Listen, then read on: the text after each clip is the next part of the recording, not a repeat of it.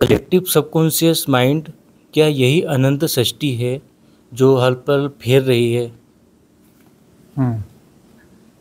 Collective subconscious mind और एक है यह सृष्टि, क्या दोनों एक ही? कलेक्टिव सबकॉन्शियस माइंड, जितने यह मनुष्य हैं एक कैटेगरी के रूप में होते हैं ना। जैसे कोई बंदर हैं, बंदरों का अपना एक कलेक्टिव सबकॉन्शियस माइंड होगा। पर्टिकुलर एक जाति की बर्ड्स हैं, उनका कलेक्टिव सबकॉन्शियस माइंड होगा। वैसे ही जो है मनुष्य, इनका अपने कलेक्टिव सबकॉन्शियस माइंड होगा। तो इनकी जो सृष्टि होगी वो आपस में मिलती जुलती होगी, मतलब इनका संसार, हर इनका अपना एक संसार होगा, अपने सोचने के ढंग होंगे, अपने एक कॉमन हिप्नोटिज्म होंगे, कॉमन सम्मोहन होंगे। इस आधार पर कलेक्टिव सबकॉन्शियस माइंड होता है।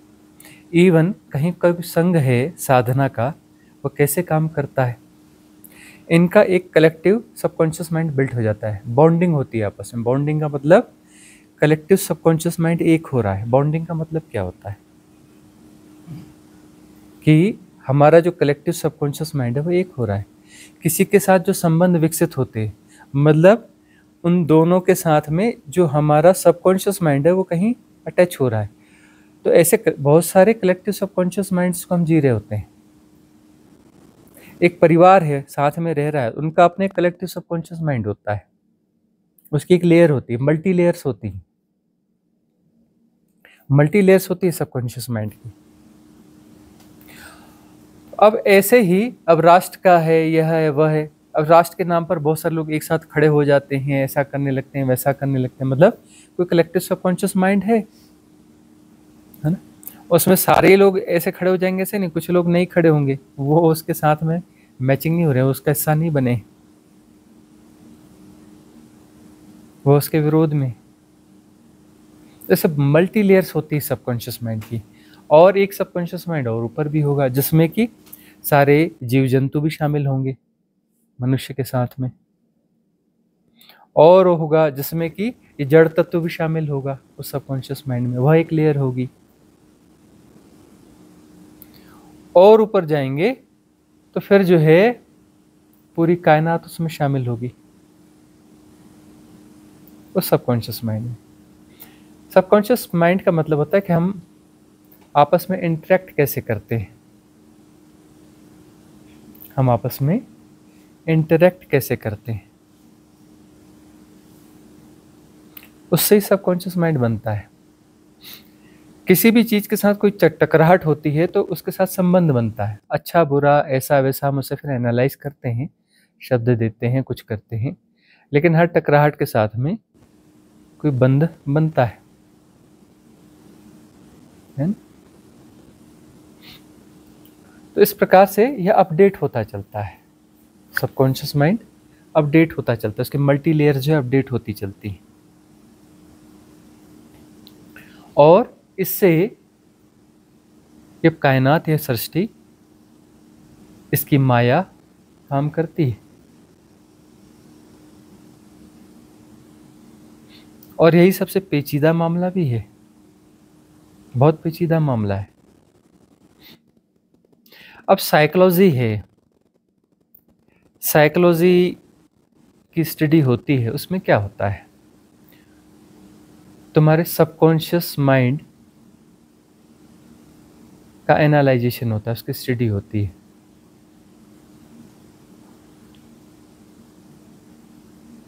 यही तो होता है ना। और तुम्हारा subconscious mind collective subconscious mind के साथ में कैसे इंटरेक्ट होता है, कैसे बिहेव करता है, इसकी स्टडी होती है। तो छोटा मोटा जैसा वो समझ पाते हैं उतना उतना वो कर लेते हैं। ये सबकॉन्शियस माइंड अपडेट और तरीके से भी होता है, इन्फ्लुएंसेस के माध्यम से।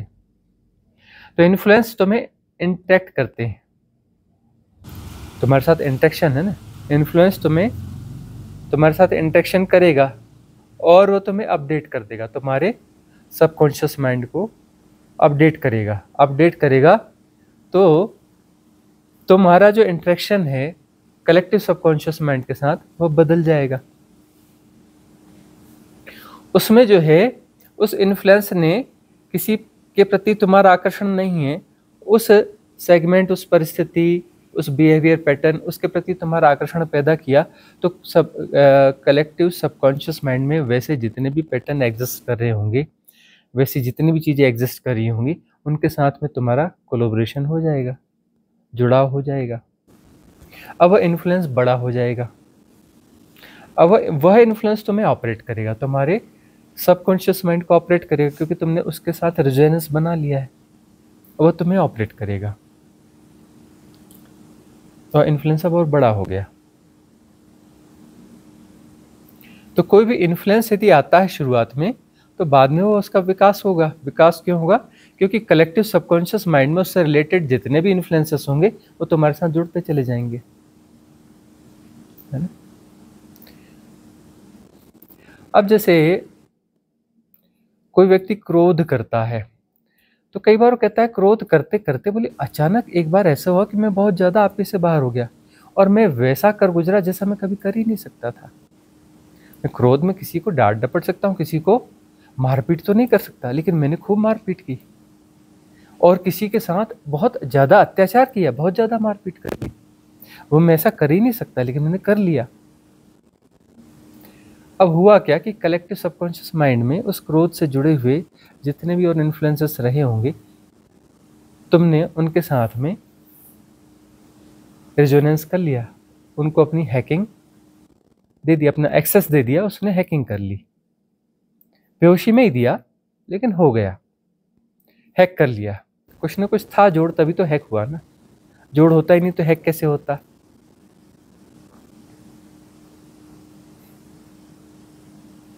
और जो है वह हैक होने के बाद में तुम्हें ऑपरेट कर रहा है। तो कलेक्टिव सबकॉन्शियस माइंड जो है तुम्हारे इंडिविजुअल सबकॉन्शियस माइंड को समय समय पे ऑपरेट करता रहता है।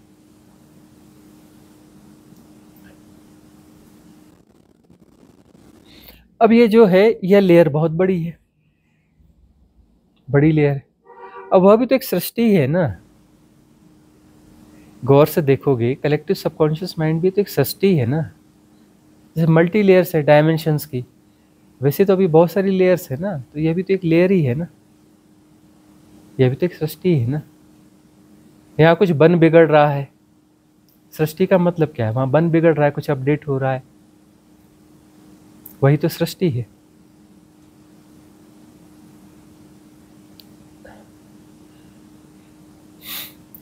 अब हम जो है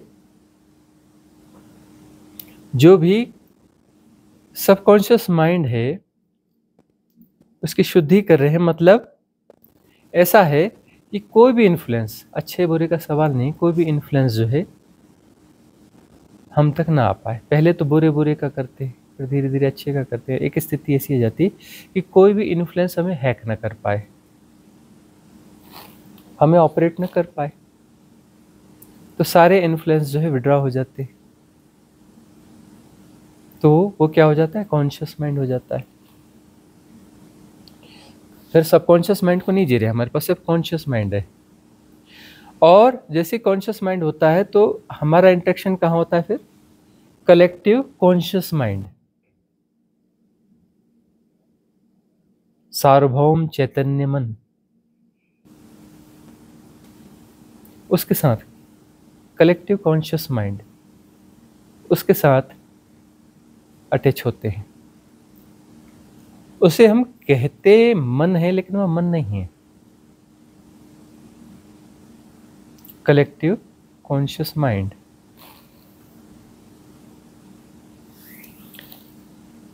मन कहने का बस एक कारण ये होता है कि उसके द्वारा जाना जा रहा है ना। जाना जा रहा में अंशतः कुछ एफर्ट है तो वह मन है, एफर्ट विड्रा हो गया तो फिर वहाँ मन नहीं है।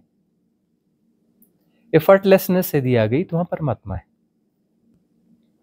कलेक्टिव कॉन्शियस माइंड के द्वारा स्वभावतः सब कुछ जाना जा रहा है, वहाँ पर कोई एफर्ट कहीं बचा ही नहीं है।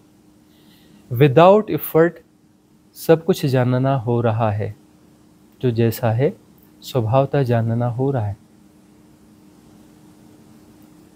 तो वहाँ पर मन का कोई अंश शेष नहीं रह जाएगा, उसे फिर मन नहीं कहा जाएगा, फिर परम चैतन्य मात्र है। और यही यात्रा होती है कि कलेक्टिव सबकॉन्शियस माइंड से के इन्फ्लुएंसेस से अपने आप को बचा करके जो हमारा सेपरेशन है, उस कलेक्टिव हमारा जो इंडिविजुअल सबकॉन्शियस माइंड है उसको क्लीन करके पूरे माइंड को हम कॉन्शियस कर देते हैं और कलेक्टिव कॉन्शियस माइंड के साथ में एड ऑन हो जाते हैं, जुड़ जाते हैं। और जैसे ही हम उसके वहाँ जुड़ जाएंगे तो फिर निर्विकारिता निर्विचारिता घटने लगेगी। इससे और कोई प्रश्न है इस बीच में? किसी को परम चैतन्य कहते हैं। हाँ, परम चैतन्य यही है कलेक्टिव कॉन्शियस माइंड, क्योंकि वो वही है। कलेक्टिव कॉन्शियस माइंड मतलब वो दो नहीं हो सकते, वह एक ही है। और कलेक्टिव जो कॉन्शियस माइंड है बहुत गहरे में जाएंगे तो कलेक्टिव कॉन्शियस माइंड के भीतर ही, उसके भीतर ही सबकॉन्शियस माइंड भी एग्जिस्ट करता है। कलेक्टिव कॉन्शियस माइंड के भीतर ही कलेक्टिव सबकॉन्शियस माइंड एग्जिस्ट करता है, क्योंकि कलेक्टिव सबकॉन्शियस माइंड जो है वह ससीम होगा, वो कितना भी अनंत नहीं हो सकता है ना। और कलेक्टिव कॉन्शियस माइंड जो है अनंत होगा, असीम होगा। तो कलेक्टिव कॉन्शियस माइंड की लेयर्स जो हैं अपडेट होती है, मतलब किसी साइज में होती है, बड़ी होती हैं, छोटी होती हैं, फैलती हैं, कम होती हैं, ज़्यादा होती हैं, इनमें विचलन होता है सारी लेयर्स में, और वह अविचलित है। अब यह बात थोड़ी सी समझने में दिक्कत भी करेगी, यह बात थोड़ा समझने में दिक्कत भी करेगी कि वह जो है अविचलित है और उसके भीतर में कलेक्टिव सबकॉन्शियस माइंड और वह विचलन है, तो वह अविचलित कैसे है? ये सामान्य बुद्धि की समझ में आएगा नहीं।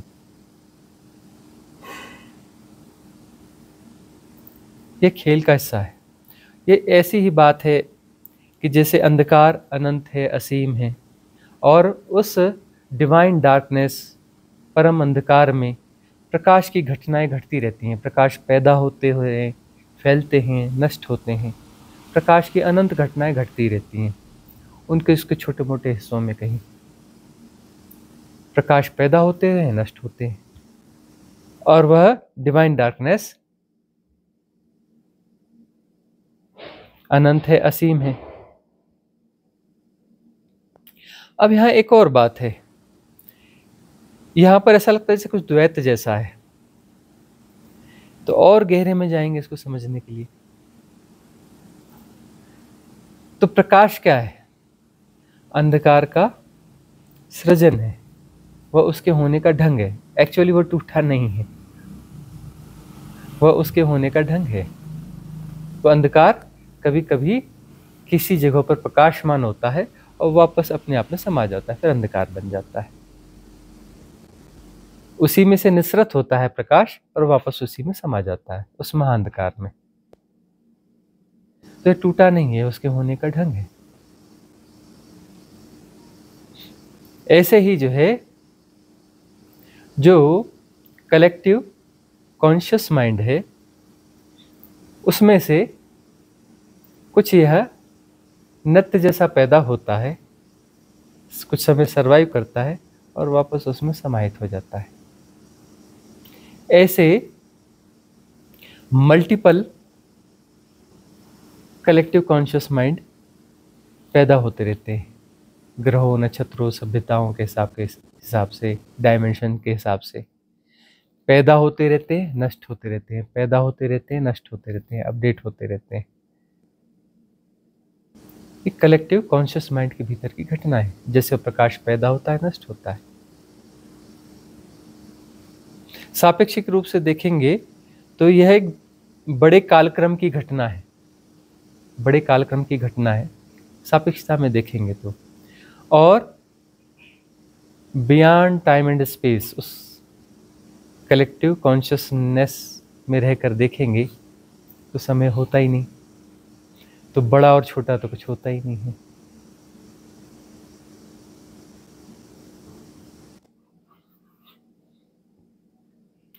अगला प्रश्न। स्वामी जी, एक बार आपने कहा था मुझे कि तो निमित्त बन जा, तो मुझे किस कार्य के लिए निमित्त बनना है? मतलब मुझे कुछ उसका आभास होता है लेकिन स्पष्टता नहीं आ रही है।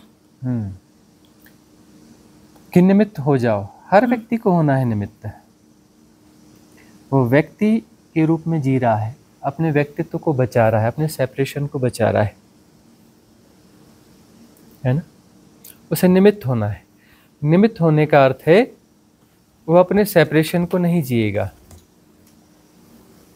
वो अपने सेपरेशन को नहीं जिएगा। निमित्त का अर्थ है कि अस्तित्व, निमित्त किसका होना है? अस्तित्व का निमित्त होना है। अब अस्तित्व का निमित्त होने के बाद में तुम रह कहाँ जाओगे? अस्तित्व का निमित्त होने का अर्थ होता है कि तुम अस्तित्व हो गए, तुम नहीं बचे, है ना? तभी तो तुम निमित्त होते हो ना। और फिर जो है अस्तित्व तुमसे जो कराना चाहेगा वो करवाएगा। जो तो इस की भूमिका होगी, खेल के तहत में भूमिका होगी। और भी चीजें हैं। फिर और प्रश्न उठते हैं कि निमित्त हैकिंग क्या है? फिर तो हैकिंग मतलब किसी दूसरे सेपरेशन का निमित्त बनना। यह सेपरेशन किसी दूसरे सेपरेशन का निमित्त बनेगा तो सेपरेशन इसको जो ऑपरेट करेगा और अपनी वासनाओं को इसके माध्यम से पूरा करेगा, अपनी कामनाओं को इसके माध्यम से पूरा करेगा। वह हैकिंग हो जाती है।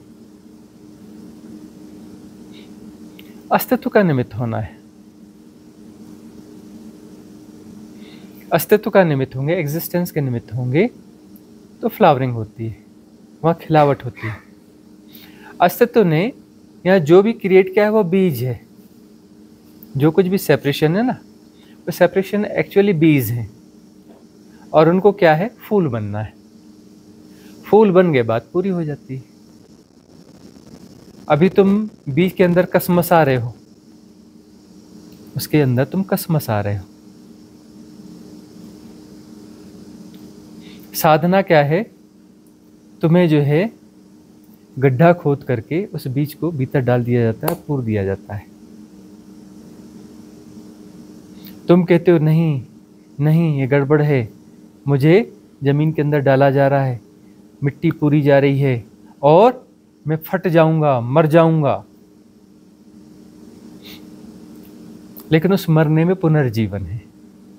जैसी वह बीज टूटेगा, फूटेगा, उसके शैल मर जाएगी और वहां पर एक अंकुर निकल के आ जाएगा, नवजीवन होगा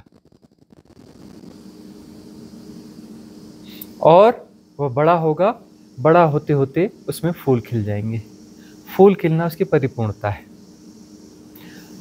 उदाहरण परिपूर्ण नहीं होते हैं, कोई भी एग्जाम्पल परफेक्ट नहीं होता है।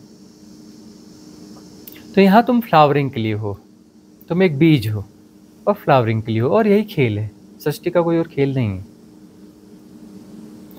तो निमित्त हो जाओगे मतलब तुम रेजिस्ट नहीं करोगे, अपने आप को बीज रूप में बचाने की कोशिश नहीं करोगे, तो तुम में तुम्हारा ट्रांजिट फेज आएगा।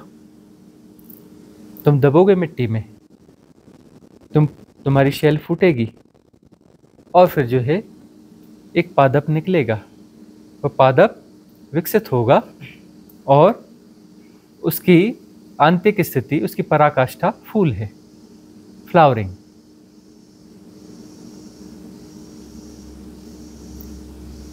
तो यहाँ निमित्त बनने का अर्थ है कि हम उस खेल में बाधा नहीं डालेंगे। सेपरेशन के तहत हम अपनी फ्लावरिंग में बाधा डालते हैं, नहीं ऐसा, नहीं वैसा, नहीं वैसा। तुम बीज हो, अपने बीज को बचाए रख करके तुम फूल होना चाहते हो, या तुम बाहर से फूल खरीद के अपने ऊपर चिपका लेना चाहते हो। तुम कितनी भी कोशिश करो फूल खरीद के अपने ऊपर चिपकाने की, वह फूल नकली होंगे, वह नकली फूल होंगे और उससे संतुष्टि नहीं होगी। तुम कितने बड़े पद पालो, कितने बड़ी प्रतिष्ठा पालो, कितना धन पालो, कितना ज्ञान पालो, कितने भी ऐसे फूल इकट्ठे करो बाजार से खरीदे हुए नकली फूल और उन्हें चिपकाओ अपने ऊपर, और देखो वह बीज का है कि देखो मैं खिल गया, देखो मैं खिल गया, देखो अस्तित्व परमात्मा में खिल गया, अब मेरा काम बन गया। नहीं बना, अब मुझे परिपूर्णता मिल जानी चाहिए, नहीं मिलेगी। नकली फूलों से परिपूर्णता नहीं मिलती। बीज को टूटना होता है, मिट्टी के ऊपर अंदर दबना पड़ता है, टूटना होता है, तब पादप निकलता है। और एक प्रक्रिया होती है, पूरी प्रक्रिया से गुजर के फिर फ्लावरिंग होती है। तो वह फ्लावरिंग जब होती है तो वहाँ परिपूर्णता आ गई। तुम यहाँ उस फ्लावरिंग के लिए हो, तुम यहाँ फ्लावरिंग के लिए हो, और निमित्त हो जाने का अर्थ है वो फ्लावरिंग हो जाना।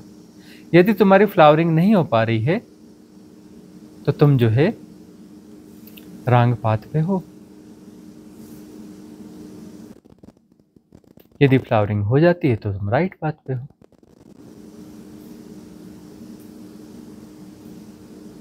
बस इतनी सहज बात है। कम्युनिटी से कोई प्रश्न है, ले लेते हैं। बीच में किसी का प्रश्न हो तो हाथ उठा सकते हैं, लेकिन साधनात्मक प्रश्न होना चाहिए, कोई बकवास प्रश्न नहीं होना चाहिए। हाँ गुरुजी, मेरा भी एक प्रश्न है। मुझे ये पूछना था कि जो हमारे कर्म बंधन हैं, ये एक ही ब्रह्मांड तक सीमित रहते हैं? हाँ, हमारे जो कर्म बंध हैं क्या एक ब्रह्मांड तक सीमित रहते हैं? एक बड़ी मिस्ट्री यह है कि यह जब ब्रह्मांड पैदा हुआ, जैसे जिस ब्रह्मांड के तुम सदस्य हो, यह ब्रह्मांड कुछ 400 कुछ करोड़ साल ऐसे समथिंग ऐसा कुछ पैदा हुआ है। वह बिग बैंग हुआ तो सब एक साथ जन्मे हो, है ना। यह बात हम कहते हैं कि मिस्ट्री है कि तुम सब एक साथ जन्मे हो, हम सब एक साथ जन्मे, हम सब एक साथ जन्मे हैं। चाहे बुद्ध हो, चाहे महावीर हो, चाहे शिव हो, चाहे राम हो, तुमने जो भी सुना है सब एक साथ जन्मे हैं। और यहाँ पर जो ब्रह्मांडीय कॉन्शियस माइंड, ब्रह्मांडीय सबकॉन्शियस माइंड, खेल उसी का ही होता है, जो वाला पुराना प्रश्न भी था। ये ब्रह्मांड के तल पर ही होता है, जो कलेक्टिव सबकॉन्शियस माइंड, और एक्चुअली देखा जाए तो कलेक्टिव कॉन्शियस माइंड जैसा भी होता है तो ब्रह्मांड के लेवल पे होता है। और जब इसके ऊपर उठेंगे तो कलेक्टिव कॉन्शियस माइंड नहीं, इसे परम चैतन्य मात्र होगा, वो कलेक्टिव कॉन्शियस माइंड जैसा नहीं होगा। ब्रह्म के साथ वो माइंड होगा। जब ब्रह्म के ऊपर उठ जाओगे तो कोई माइंड जैसा अंत, आखिरी छोर, जो मैंने कहा था ना कि आखिरी छोर मन का जो बचता है वह भी नहीं बचेगा। तो कलेक्टिव और माइंड दोनों से परम चैतन्य रह जाएगा। कलेक्टिव भी हट जाएगा और माइंड भी हट जाएगा। कॉन्शियसनेस परम हो जाएगी, परम चैतन्य। वो किसी ब्रह्मांड से जुड़ा हुआ नहीं है, लेकिन ये ब्रह्मांड से जुड़ा हुआ मामला है कि तुम्हारा जो सेपरेशन है, तुम्हारा सेपरेशन जो है इस ब्रह्म के उदय के साथ, इस बिग बैंग के साथ में हुआ है। और जो है वहां से तुम किसी सेपरेशन को कैरी कर रहे हो और इंटैक्ट हो रहे मतलब कर्मबंध हैं, उसी ब्रह्मांड से जुड़े हुए हैं। और जैसे ही तुम मुक्त होगे तो उस ब्रह्मांड से मुक्त हो जाओगे। अहम ब्रह्मास्मि, लेकिन वह आखिरी बंध है, वह आखिरी बंध है, मुक्ति नहीं है। तुम ब्रह्म को उपलब्ध हो गए, तुम ब्रह्म हो गए साधना में, तो वह कोई परम मुक्ति वगैरह नहीं है।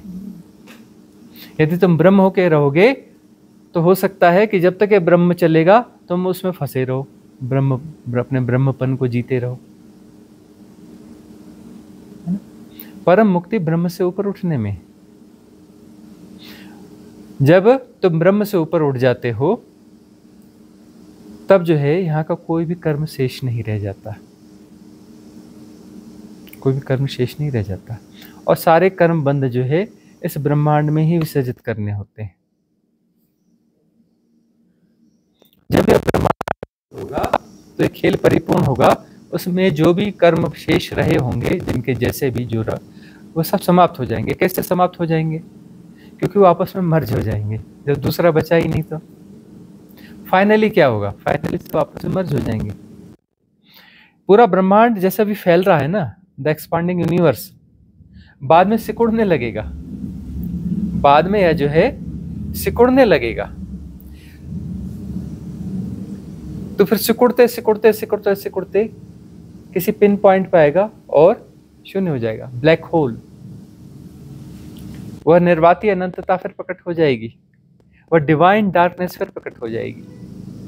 तुम उससे निकले हो और उसमें वापस समा जाओगे।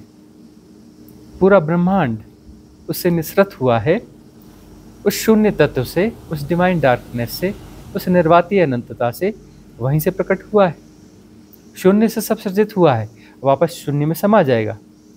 तो जब संघनित होते जाओगे तो कर्मास जो है डिजॉल्व होते जाएंगे, संघनन के साथ में डिजॉल्व होते जाएंगे, डिजॉल्व होते जाएंगे, डिजॉल्व होते जाएंगे, और डिजॉल्व होकर के पूरी तरह से मर्ज हो जाओगे तो सारे कर्म समाप्त हो गए, एक हो गए ना, द्वैत बचा नहीं ना। और एक होकर के शून्य हो गए, शून्य हो गए तो वहां सब कुछ शून्य हो गया। कौन सा कर्मा? शून्य में कौन सा कर्मा है? तो खेल है ना, फैल रहे हो, उसमें कर्मास बढ़ रहे हैं, लेकिन इस खेल में बीच में एक रास्ता दिया है। वो खेलते हैं ना बहुत सारे बच्चे, हाँ हाँ मैं पार हो गया, जीत गया, तो वो बाहर हो गया, टीम में बाकी मेंबर बचे, वो खेल रहे हैं, हाँ ये भी जीत गया, ये बाहर हो गया, वो खेल से बाहर हो गया। क्यों बाहर हो गया? क्योंकि वो जीत गया। इसलिए जिन भी कहा जाता है ना, बुद्धत्व भी कहा जाता है, एक शब्द जिन कहा जाता है, जीत गया, कि वो खेल से बाहर हो गया। तो साधना जो है इस खेल से बाहर होने की साधना है। इस खेल से बाहर होने की साधना मतलब वो पूरे कालक्रम की प्रतीक्षा नहीं करनी है कि जब फिर वापस यह सिकुड़ेगा सिकुड़ेगा सिकुड़ेगा। वही कहते हैं ना कि पत्थर भी परमात्मा होने की राह पर है, कि सब परमात्मा होने की राह पर, सब पत्थर भी परमात्मा हो जाएगा। अरे ऐसे ना होगा, जब ब्रह्मांड सिकुड़ेगा तब तो हो ही जाएगा ना, सिकुड़ कर तो सब जो है उस महाचेतना में विसर्जित हो जाएगा, तो महाचेतना ही हो जाएगा ना, वह परम चेतन ही हो जाएगा ना। मुक्ति तो सबकी होनी है ना, लेकिन वह मुक्ति जो है सापेक्षिकता से देखें तो बड़ी लंबी प्रक्रिया है। और खेल कैसा है? ऐसा है कि कुछ जो है कम चैतन्य है, कुछ ज़्यादा चैतन्य है ना। चेतना के तल हैं बहुत सारे। पत्थर की चेतना अलग है, शैवाल, कवक, अमीबा, एक कोशी के जीव, उनकी चेतना अलग है, बहुकोशी के जीव की चेतना अलग है ना। और जो है फिर जलचर हैं, उभयचर हैं, नभचर हैं, थलचर हैं, उनकी चेतना अलग है। होते तो मनुष्य की चेतना एक अलग है। तो विलोम में वह होता है, उसका खेल जो है विलोम के साथ शुरू होता है। जो परम चैतन्य है वह जड़ के रूप में प्रकट होता है ना। जो परम तरल है वह पत्थर के रूप में प्रकट होता है, और पत्थर परमात्मा की राह पर है ना। इसीलिए तो सनातन में पत्थरों की मूर्तियां बनाएगी, पत्थरों के शिवलिंग बनाए गए, सिंबॉलिक, और उसे परमात्मा की तरह, यह भी परमात्मा हो जाएगा। जब यह परमात्मा हो जाएगा तो यह क्यों नहीं हो सकता? वह तो होगा, अपनी उस प्रक्रिया में होगा, लेकिन यह तो अभी छलांग ले सकता है ना। उतनी यात्रा तो हो गई, अभी छलांग ले सकता है ना। ये खेल है ऐसा।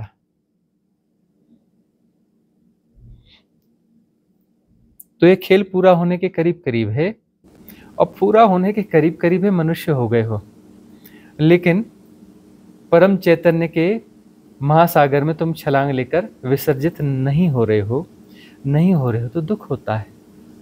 जीवन में दुख है ना, तकलीफ है ना, कष्ट है ना। किस बात की कष्ट है? वही यात्रा तो पूरी हो गई, पूरी होगी, एक कदम बचा है, तो एक कदम के पहले तुम अटके खड़े हो तो दुखी हो। तो अब तुम्हें समझाया जाता है भी एक कदम और है, तो एक कदम और बढ़ा लो, मुक्त हो जाओ, खेल खत्म करो। बोलते हाँ एक ही कदम तो बचा है ना, थोड़ा सा और देख लेते, थोड़ा सा। तुम समय को निर्मित करते हो, तुम समय को सृजित करते हो कि थोड़ा सा और खेल लेते हैं, है ना। और जो है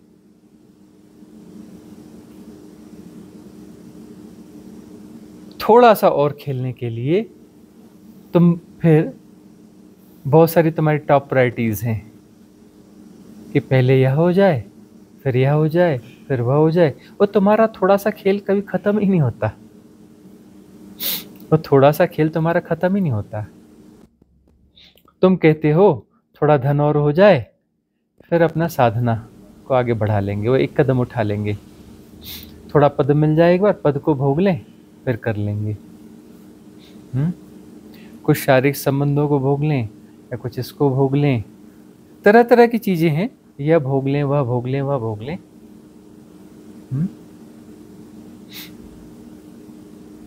शरीर में तुम चेतना को कुछ रस ट्रांसफर करने की कोशिश करते हो इंद्रियों के माध्यम से,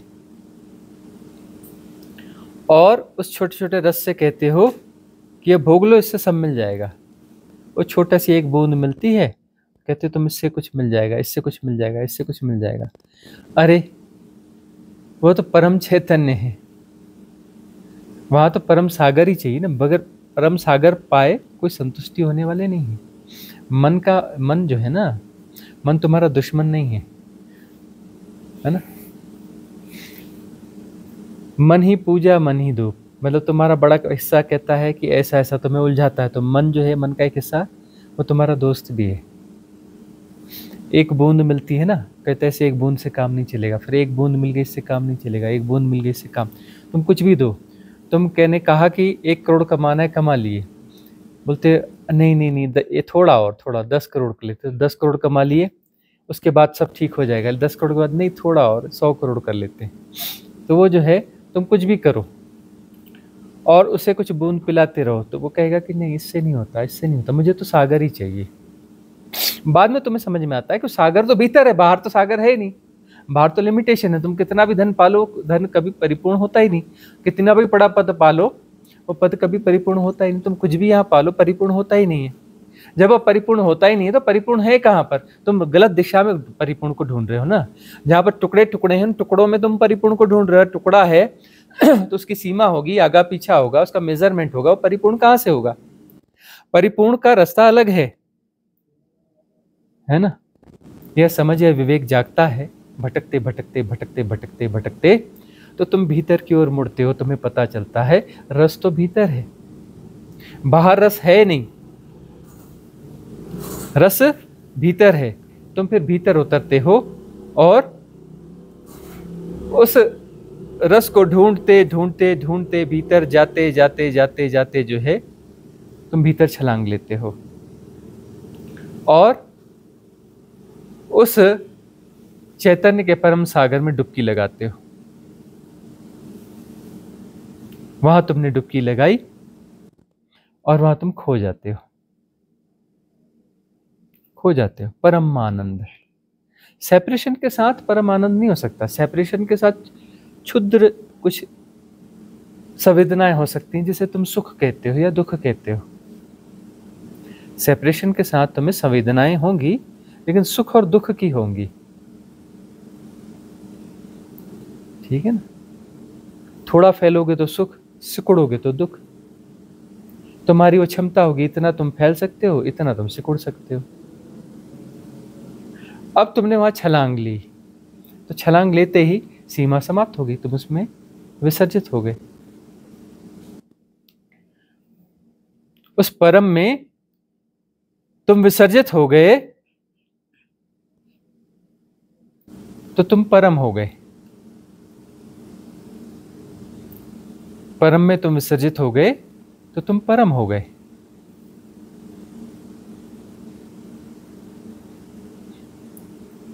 तुम परम हो गए इन द सेंस तुम बचे ही नहीं, वहां से परमता ही शेष रहती है।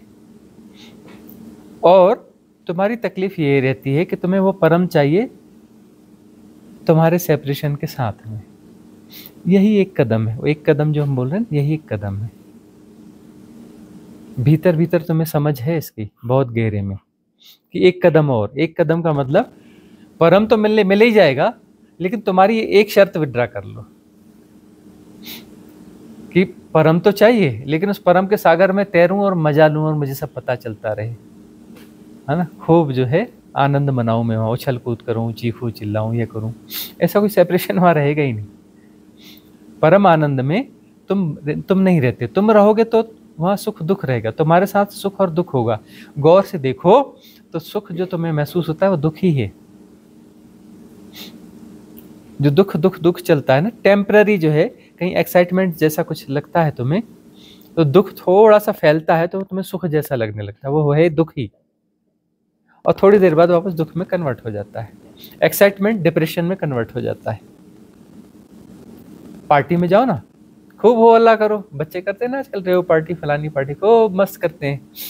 सेकेंड डे हैंगओवर या डिप्रेशन, अच्छा नहीं लग रहा है, बोर लग रहा है, यह लग रहा है, मजा इतना सा, स्ट्रेस दुख इतना बड़ा। फिर जो है एडिक्शन रहता है, नहीं बड़ा मजा आया था, बड़ा मजा आया था, और कहाँ पार्टी है, फिर से चलते फिर एक्साइटमेंट करेंगे। एक्साइटमेंट करके खूब ऊर्जा खर्च कर दोगे, बाद में ऊर्जा खत्म हो जाएगी, फिर डिप्रेशन में आ जाओगे, फिर डिप्रेशन को भोगोगे। विशियस साइकिल, गोल गोल गोल गोल गोल गोल, इसका कोई आदि ना अंत। गोल गोल चक्कर मारते रहो, भटकते रहो। वो दुख की ही श्रृंखला है, दुख की ही श्रृंखला है। आनंद में तुम नहीं बचते। और आखिरी कदम जो बचा है तुम्हारा, वो यही आखिरी कदम है कि तुम चाहते हो कि परम के सागर में हम छलांग मारें, और उसके बाद हम जैसे के तैसे बचे रहें उस छलांग में। हम उसमें तैरें, उतराएं, मजा करें। तुम कहोगे इस परम के सागर में कोई टापू भी होना चाहिए, वहां हम रहें। फिर तुम कहोगे इस टापू में हमारा घर भी होना चाहिए, महल भी होना चाहिए। फिर तुम कहोगे इसमें और भी लोग होने चाहिए। फिर वहां पर हम खेल करेंगे, कुछ यह करेंगे। अरे तो टापू में तो तुम बैठे ही हो, तुम यहाँ जो बैठे हो टापू में ही तो बैठे हो, वहां कहां से टापू मिलेगा। इस टापू में तुम कर रहे हो, कोशिश करो कि घर बना लो, मकान बना लो, लोगों को जोड़ लो, इन्फ्लुएंस कर लो, इन्फ्लुएंस हो जाओ खेल खेलने के लिए। तो ये जिस जगह पे तुम हो, अब तुम वहां जाकर के यही चीज चाहते हो कि तुम जैसे नहीं होता कि शहरों में तुम रहते हो, बड़ा पोल्यूशन है, बड़ी गंदगी है, बड़ी गर्मी है, बड़े मच्छर काटते हैं, बड़ा शोर है। तुम आ जाते हो किसी पहाड़ में, खूबसूरती में, बड़े सुंदर जंगल, पहाड़, ऑक्सीजन, शुद्धता, परम सौंदर्य, शांति, बड़ी ठंडक। तुम कहते हो वाह वाह, यही तो जन्नत है, यही तो चाहिए था, है ना। आते ही फिर पूछते हैं यह जमीन मिलेगी क्या, जमीन खरीदनी थी थोड़ी सी, बना हुआ मकान मिल जाएगा क्या, ले लेते हैं, है ना। ऐसे ही जैसे उत्तराखंड में हुआ, तो वहाँ की सरकार ने परमिशन दी हुई थी, हाँ मिल जाएगी, इतनी ले सकते लोग, हाँ खरीद लेते। क्या करोगे, बोले बिल्डिंग बनाएंगे वैसी वाली जैसे शहर में बनाई थी, तो वैसी बिल्डिंग बना लेंगे, उससे थोड़ी शायद बड़ी बना लेंगे, या तो थोड़ा प्लाट ठीक मिल गया तो बड़ी बड़ी बिल्डिंग बना लेते हैं। तो लोगों ने बिल्डिंग बना ली।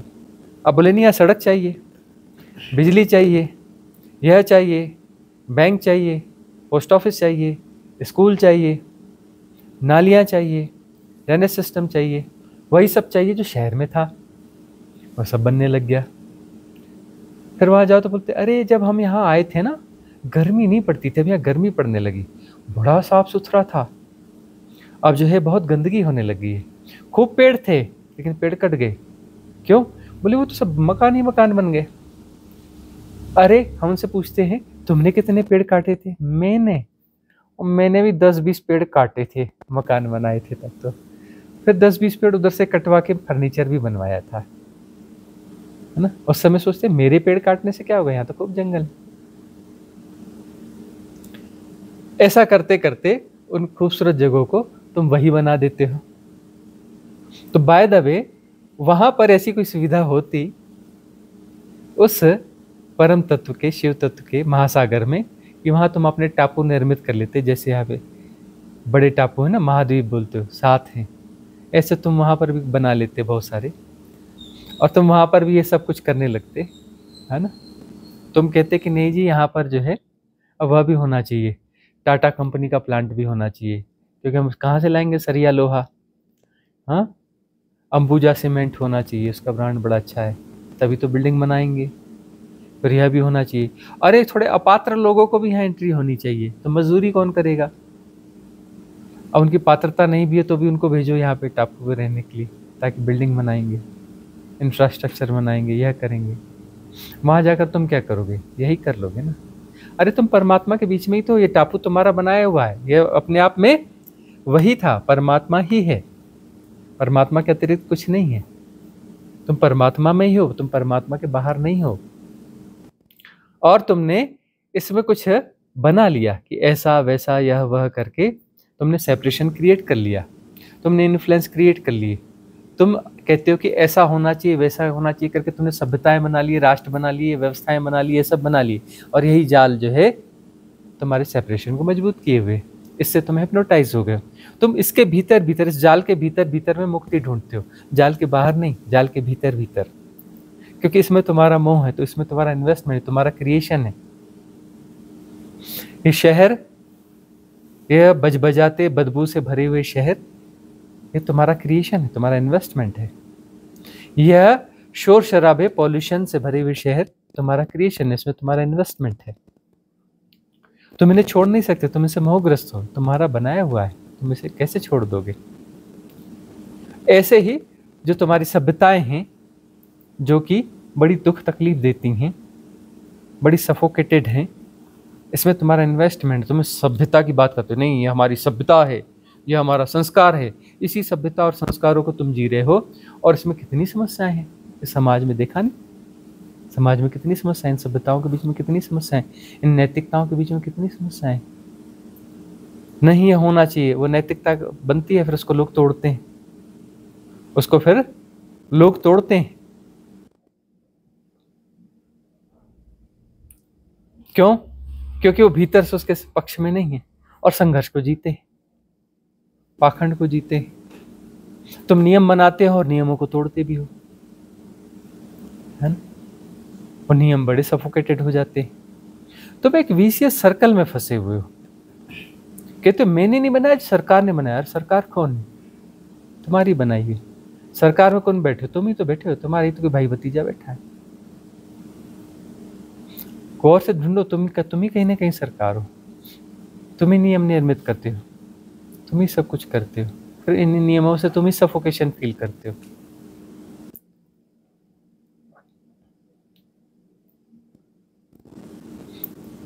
एक कदम की बात है, तुम यह शर्त लगाए हो कि मुझे वह परिपूर्णता चाहिए अपने सेपरेशन के साथ में, क्योंकि मेरा सेपरेशन भी रहना चाहिए और वह भी मिलना चाहिए, परमात्मा मिलना चाहिए, परमात्मा के आसन के बगैर में हमारा आसन लगा होना चाहिए, है ना। और हम और परमात्मा बढ़िया आपस में गपशप करेंगे। कितनी देर गपशप करोगे भाई, वही हम कहते हैं। भाई परमात्मा भी बोर हो रहा होगा, वो जाने कब से शाश्वत काल से बैठा है, तो तुम पहुंचोगे तो वो भी खुश हो गया कि कोई तो आया। बकबक करोगे, कितनी देर बकबक करोगे, बकबक करते करते बोर हो जाओगे। इसलिए हम कहते हैं तुम यहाँ से एक सबसे चमत्कारिक चीज लेके जाना, यहाँ से जाना, ले जाना बहुत मुश्किल है, सुई भी नहीं ले जा सकते, है ना। ऐसे ही एक बड़ा धनी आया और गुरु नानक देव जी के चरणों में झुका, और जो है उसने बहुत सारा धन रख दिया,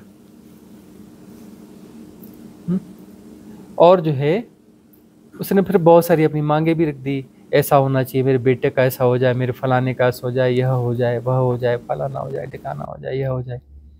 बोले तू बड़ा लेन देन का सौदा करता है भाई, चल तेरे हम काम कर देंगे, तेरा धन भी ले लेंगे, अभी तो तू लेके जा, है ना। एक काम कर, एक ये मेरे पास सुई है, उन्होंने एक सुई रखी हुई थी, वो दे दी, तो इसे भी संभाल के रख। तेरा मोक्ष होगा तो मोक्ष में अच्छे से रहेगा, सब कुछ होगा, है ना। ये तो मेरा काम कर, तो तेरा मोक्ष पक्का है भाई, मैं मोक्ष में रहूंगा, तो भी मोक्ष में आ जाना, और मुझे काम दिया है तो तेरे को मोक्ष मिल जाएगा। तो ये सुई संभाल के रख, जब मोक्ष में मिलेंगे तो सुई मुझे वापस कर देना वहां पर। मैं तुझे भाई दे रहा हूं ना, पास दे रहा हूं ना, टिकट दे रहा हूं मोक्ष का, है ना। जैसे आजकल बेचते नहीं है बहुत सारे लोग टिकट, 5D में जाने का टिकट, वहां जाने का टिकट, है ना, ऐसे बहुत सारी टिकट बेचते हैं। उन्होंने मजाक में कहा कि चल ये तेरा टिकट हो गया, ये सुई दी, ये मुझे वहां दे देना, इस बहाने तू भी मोक्ष आ जाएगा। वो लिया, चला गया, रात को सोया नहीं धनपति, परेशान रहा, छटपटाता रहा, गुणा भाग लगाता रहा कि टिकट तो मिला है, पास तो मिला है, लेकिन ये पास इसको ले जाऊंगा कैसे, ये पास काम कैसे करेगा। हार गया था हार के, दूसरे दिन आया, सुई वापस कर दी, चरणों में लेट गया, मेरे बस का नहीं है भगवान कि सुई में उधर जाके दे दूं, यहां से कुछ नहीं ले जाया जा सकता। तो तू क्या ले जाना चाहता है, यह ऐसा हो जाना चाहिए, वैसा हो जाना चाहिए, दुनिया ऐसी हो जानी चाहिए, तो सब तो यहीं रह जाएगा, तेरा धन संपत्ति सब यहीं रह जाएगा, तेरा सेपरेशन यहीं रह जाएगा, तेरा माइंड सेट यहीं रह जाएगा। माइंड सेट को लेके जाएगा तो धरती पे वापस आएगा, माइंड सेट को विड्रॉ करेगा तब तो मोक्ष होगा ना। फिर वहां लेन देन कैसा, सौदा कैसा, जब तक सौदेबाजी है तब तक मुक्ति कैसे। अब तुम सौदेबाजी करते हो कि वह परम तत्व तो चाहिए, लेकिन मेरा सेपरेशन में मुझे तो वहां होना चाहिए, मैं तो कम से कम रहूं, है ना। तुम रहोगे तो परमात्मा के पास में बैठोगे, और यदि तुम एक चीज नहीं ले जा पाए तो तुम्हारा वहां जाना अकारत है, तुम तो फंस जाओगे।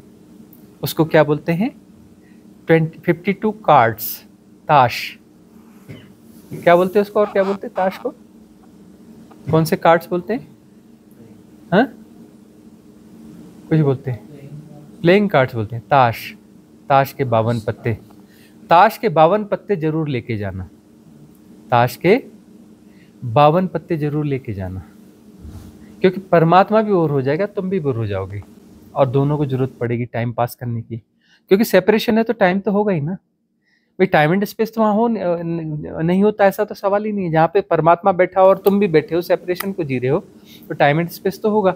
टाइम एंड स्पेस होगा बोर्डम भी होगी, बोर्डम होगी तो बोर्डम को दूर कैसे करोगे।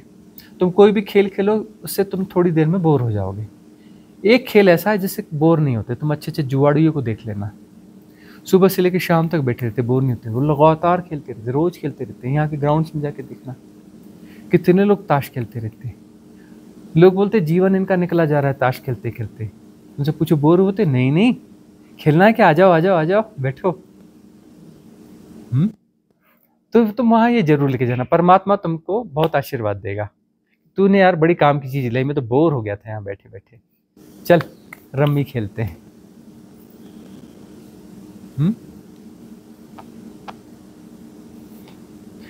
तुम अपने सेपरेशन को कहीं ना कहीं बचाना चाहते हो, सारी समस्या यह इसकी है, तुम अपने सेपरेशन को बचाना चाहते हो, और यही आखिरी कदम है कि तुम्हें अपनी आखिरी शर्त छोड़ दो कि परमात्मा के पास जाना है, ऐसा नहीं। हम क्या कहते हैं, परमात्मा को छुआ नहीं जा सकता, परमात्मा को छुआ नहीं जा सकता, लेकिन परमात्मा हुआ जा सकता है। तुम उसमें कूद जाओ और तुम वहां पर विसर्जित हो जाओगे। हिम्मत कर लो, साहस कर लो, तुम नहीं बचोगे, परमात्मा ही बचेगा, मतलब तुम परमात्मा हो जाओगे। बूंद जब समुद्र में गिरेगी तो बूंद अंदर घूमती फिरती रहेगी, उछल कूद मचाएगी, देखो मैं समुद्र में हूँ, खेल रही हूँ, पता चलेगा उसका, अरे वो समुद्र हो जाएगी, फैल जाएगी, समुद्र के साथ एक हो जाएगी। तो तुम जो है परमात्मा में डुबकी मारोगे तो वापस कोई आता नहीं है डुबकी मार के, कोई सेपरेशन बचता नहीं है वहां पर, तुम विसर्जित हो जाते हो। जैसे तुम्हें मिटने मिटने का अनुभव होता है ना साधना की गहराइयों में, तुम छटपटाने लगते हो, तुम जो है छटपटाने लगते हो।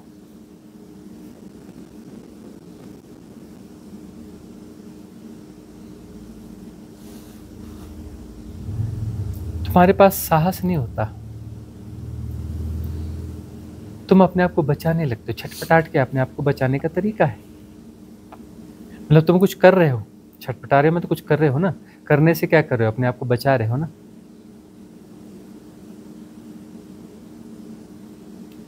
तुम अपने आप को बचा रहे हो।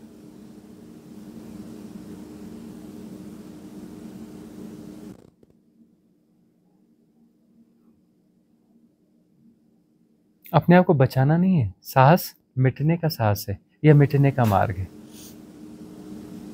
मिटने का मार्ग ही है। मिटने से तुम पूर्ण होते हो, अपने आप को बचाने से नहीं पूर्ण होते। बचाने से तुम सेपरेशन ही बने रहोगे,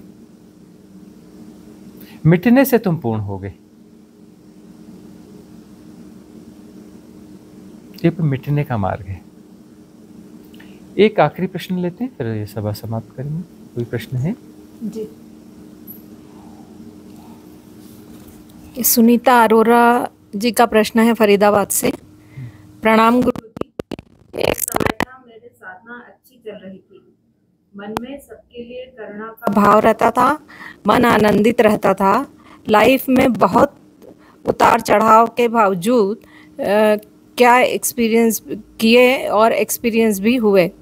जैसे ध्यान में मुझे फील होता था कि रूम में मेरा शरीर ऊपर छत से लगा कर घूम रहा है और मैं अंदर से जागरूक भी रहती थी कि कोई मुझे ऐसे ना देख ले।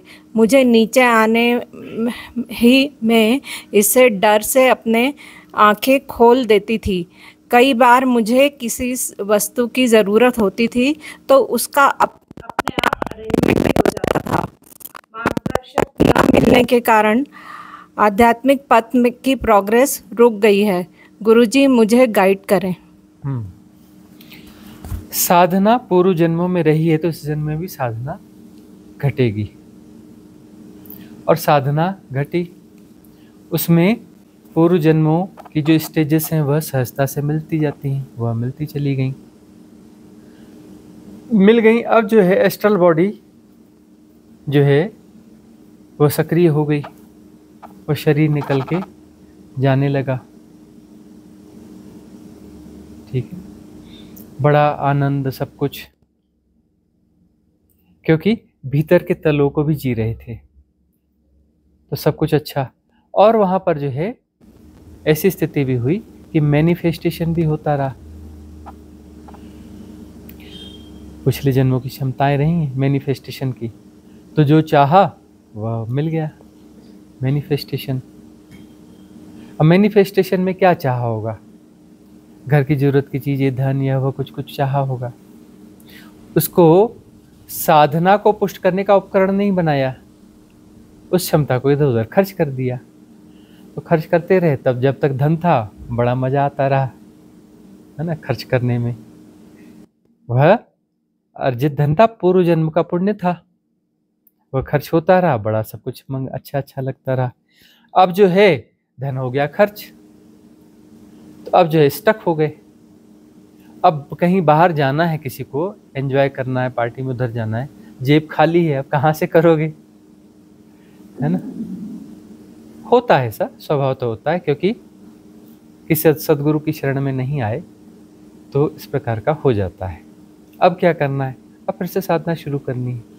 साधना की विधियां दी हुई हैं और ऊपर उसका प्रयोग करते चलो। ठीक है, अब वो जरूरत की चीज़ें जितनी बटोरनी थी या करनी थी हो गई। अब क्या करना है, संबंधों का बड़ा आनंद लिया। अरे संबंधों का जो आनंद नहीं है वो सुख था, संबंधों का आनंद नहीं था, संबंधों का सुख था, और वह सुख भोग लिया, भोग लिया उसको दोबारा भोगोगे तो क्या होगा, 12 भोगोगे तो क्या होगा, 100 बार भोगे तो क्या होगा। तुम्हें जो है रसगुल्ला पसंद है, हाँ, रोसोगुल्ला तुमने मुंह में डाला, आहा हा, क्या रसोगुल्ला। अब तुम जो दूसरी बार खाओगे तुमको आहा क्या रसोगुल्ला, तुम तीसरी बार खाओगे, 100 बार खाओगे, 1000 बार खाओगे, और कितने बार खाओगे? कुछ समय बाद वो खा पाओगे? तुम आहा आहा करते हो ना, हम खिलाएं वो तुम्हें चीज, तुम हाथ जोड़ोगे, नहीं मुझे नहीं खाना, मुझे नहीं खाना। जैसे 10 12 15 रसगुल्ले होने लगेंगे, हाथ जोड़ना चालू हो जाएगा, मुझे नहीं खाना, मुझे नहीं खाना, मुझे नहीं खाना, है ना? और 30 40 खिला दिए तो बोलेंगे मुझे फांसी पे टंगा दो लेकिन मुझे रसगुल्ला मत दो। फांसी पे टंगने के लिए तैयार हूं लेकिन रसगुल्ला नहीं खाऊंगा मैं।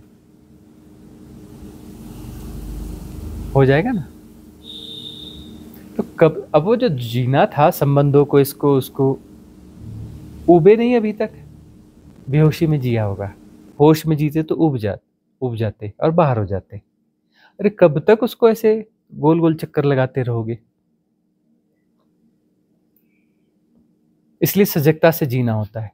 ये देख लिया भाई, अरे एक बार देखा, 2 बार, 3 बार देखा, 3 बार देखा, क्या है? वही तो है, वही रसोगुल्ला सेम।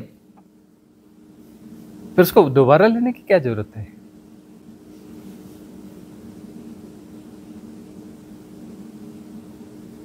तुम कर क्या रहे हो?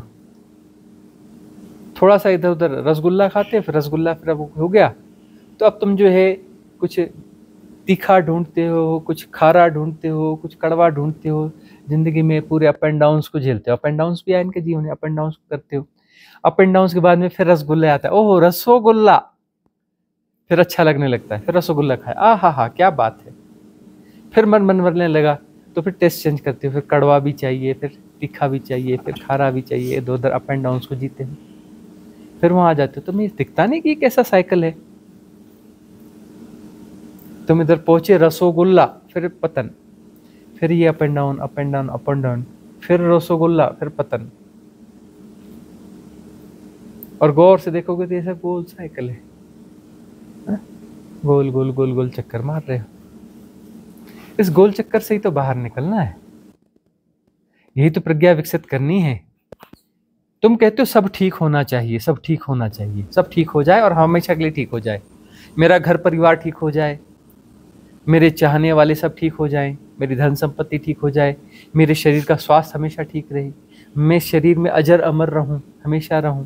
ढूंढना अपने भीतर, मेरा शरीर हमेशा रहना चाहिए, अजर अमर होना चाहिए, हमेशा स्वस्थ रहना चाहिए, घर परिवार सब ठीक रहना चाहिए, नौकरी चाकरी ठीक रहना चाहिए, धन संपत्ति ठीक होना चाहिए, संबंध ठीक होना चाहिए, यह ठीक होना चाहिए, वह ठीक होना चाहिए, हमेशा ठीक रहना चाहिए। किसी ऐसी परिस्थिति में जाना चाहते हो? किसी महाधनी के यहां जाना? बड़े बड़े नाम हैं दुनिया के, उनके घरों में जाओ, कहाँ है जी? वो साहब कहीं गए हैं। क्यों गए हैं? बोर हो गए थे यहाँ पर, इतनी बड़ी बिल्डिंग, इतने बड़े गार्डन, इतने नौकर चाकर, बोले बोर हो गए थे। तो कहाँ गए? वहां गए। वहां कितने बड़े घर में? नहीं, वहां तो छोटे से घर में रह रहे हैं। इतना बड़ा घर छोड़ के छोटे से घर में गए हैं। तो यहाँ पे 1000 नौकर थे, वहां कितने? वहां बोले 4-5 ही हैं। बोले 1000 नौकर छोड़ के 5 नौकरों के बीच में रहने गए। क्यों गए भाई?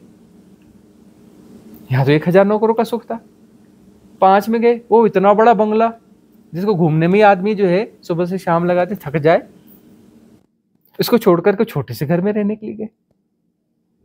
हाँ, ये जो है इनके घर के आसपास की सड़कें बिल्कुल चमचमाती हैं, गवर्नमेंट भी बना देती है, खुद भी खर्च कर देते हैं, सब होता है। वहां गए, वहां तो टूटी फूटी सड़कें हैं, वहां गए हैं घूमने। वहां क्या कर रहे हैं भाई? टूटी फूटी सड़कों में, छोटे से घर में 4-5 नौकर बस हैं वहां पे, सिक्योरिटी गार्ड भी ज्यादा नहीं है। वो गवर्नमेंट के बस 2-4 पुलिस वाले वहां पे बाहर खड़े हो गए, तुम्हारे 1-2 गार्ड बस लेके गए। हैं?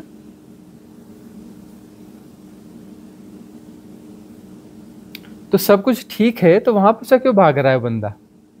धन है, संपत्ति है, नौकर है, चाकर है, यह है, वह है, सारी फैसिलिटीज है, वहां से बार बार वो भागता क्यों है?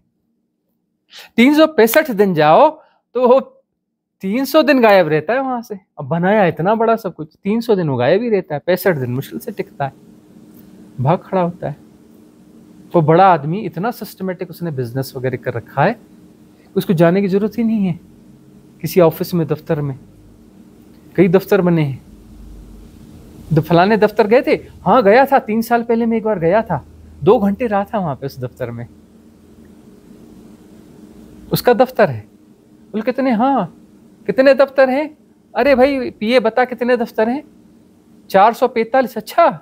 अच्छा पिछली बार तो तुमने 300 कुछ बोले थे। अच्छा 445 हो गए। अच्छा।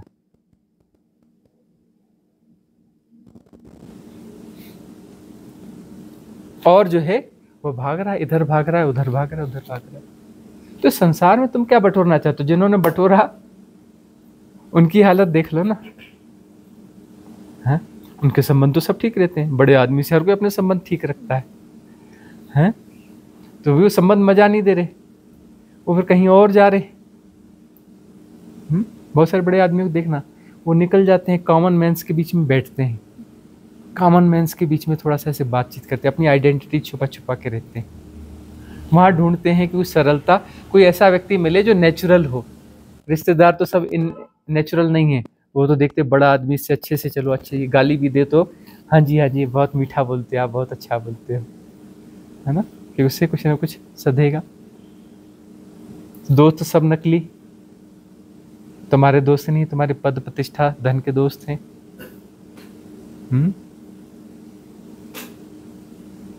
तो सब ठीक हो जाए इसके चक्कर में तुम पढ़ते क्यों? सब ठीक होता कहाँ है? किसका ठीक हुआ? किसी का ठीक नहीं हुआ। तुम्हें लगता है कि जरूर दुनिया में बहुत सारे लोग हैं जिनका कुछ ठीक हो गया।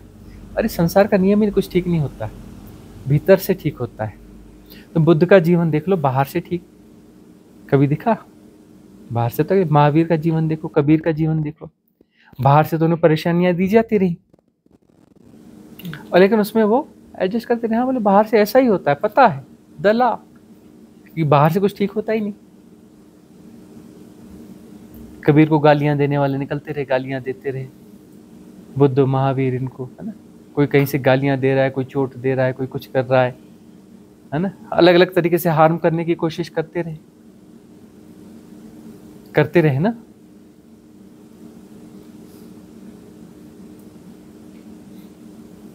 दूर की क्या छोड़ते, अभी देख लो ओशो हो गए, उनको हार्म करने की कितनी कोशिशें हुई, कितनी परेशान करने की, कितना बचाने की कोशिश करते थे उसको, तो बचा तभी बच पाए। वो बचाना मुश्किल था, वो भी एक लिमिट तक बचा पाए, और बीमारी तो हो ही गई थी, जहर तो डाल ही दिया था अंदर, वो जहर से ही मरे, तकलीफ से ही मरे।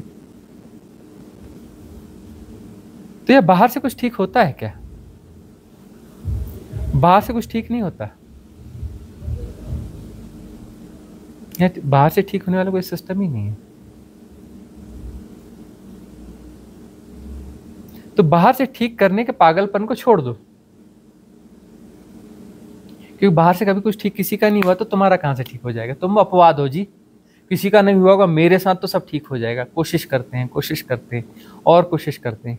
अरे राम का ना हुआ होगा, बुद्ध का ना हुआ होगा, महावीर का ना हुआ होगा, अंबानी का ना हुआ होगा, बिल गेट्स का ना हुआ होगा, एलन मस्क का ना हुआ होगा, हमारा हो जाएगा, है ना।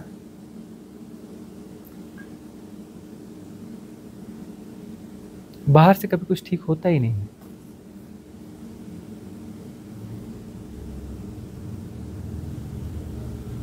जब टेम्परेरी फेज होता है कि बाहर का शरीर स्वस्थ है या ठीक है, कुछ ठीक है, उस समय उस मुगालते में बह मत जाना, वहां पे होश रखना।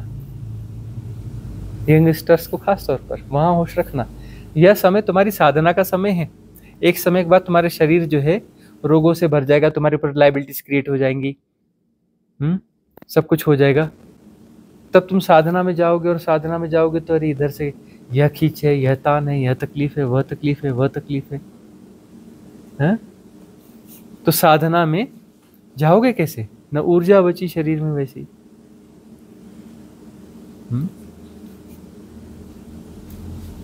तो युवा काल में जो साधना में चले जाते हैं और ईमानदार रह जाते हैं ना, तो उनकी बात बन जाती है।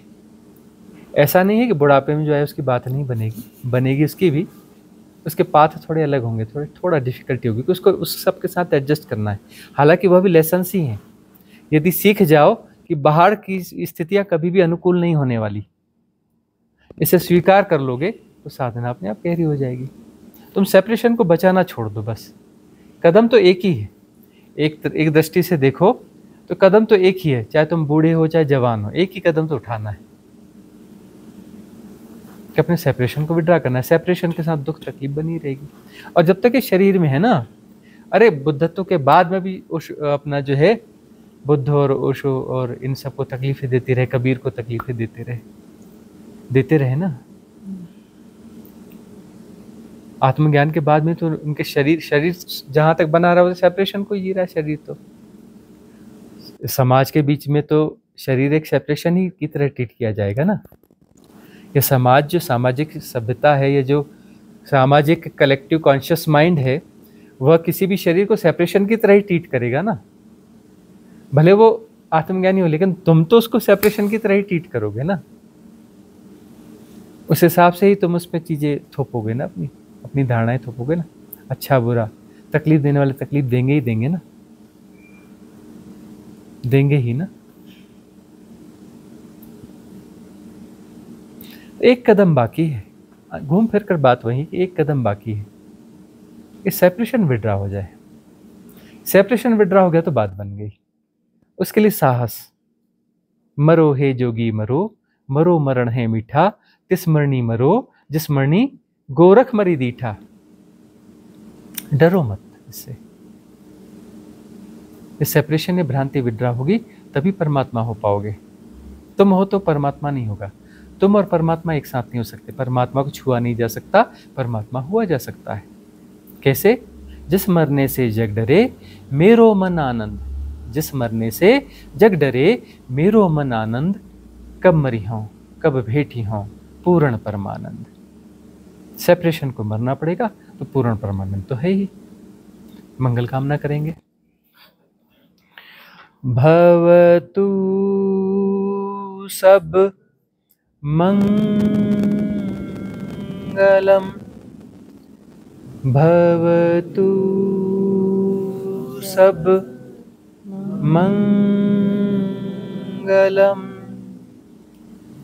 भवतु सब मंगलम।